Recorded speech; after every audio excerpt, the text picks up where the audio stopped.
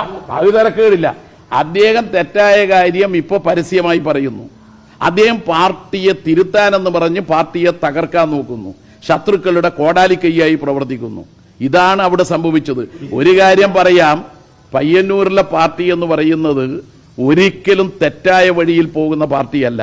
മാത്രമല്ല, പയ്യന്നൂരിലെ കരിവള്ളൂരടക്കമുള്ള നിരവധി സമര പാരമ്പര്യമുള്ള ഒരു സ്ഥലത്തെ പാർട്ടിയുടെ അണികളും പ്രവർത്തകരും നിതാന്തമായി ജാഗ്രത പുലർത്തും.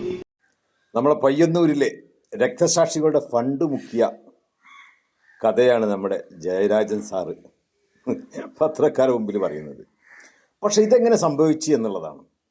പയ്യന്നൂരിലെ ഈ ഒരു കളവ് എങ്ങനെയാണ് പുറത്ത് വന്നത് എന്നുള്ളതാണ്.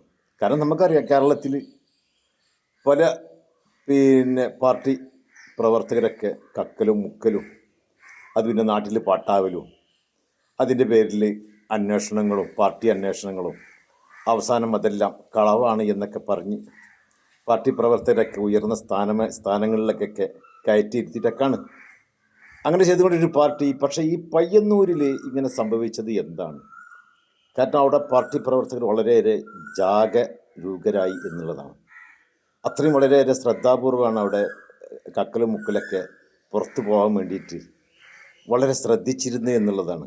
പക്ഷെ ഇതെങ്ങനെ സത്യത്തിൽ അവർ ഉറങ്ങിപ്പോയോ എന്നുള്ളതാണ്. ചിലപ്പോൾ ഇനിയിപ്പോൾ അവരേറ്റ ടൂറ് പോയോ, ഇതിനു വേണ്ടി ഏൽപ്പിച്ച ആളുകളേറ്റ ടൂറ് പോയോ എന്നുള്ളതാണ്. അതുകൊണ്ടാണ് ഈ കുഞ്ഞിരാമന് ആ ക്യാപ്പിൽ ആ തക്കം നോക്കിയിട്ടായിരിക്കും ചിലപ്പം ഈ കുഞ്ഞിരാമൻ ഇതൊക്കെ വെളിച്ചത്ത് കൊണ്ടുവന്നാണ്.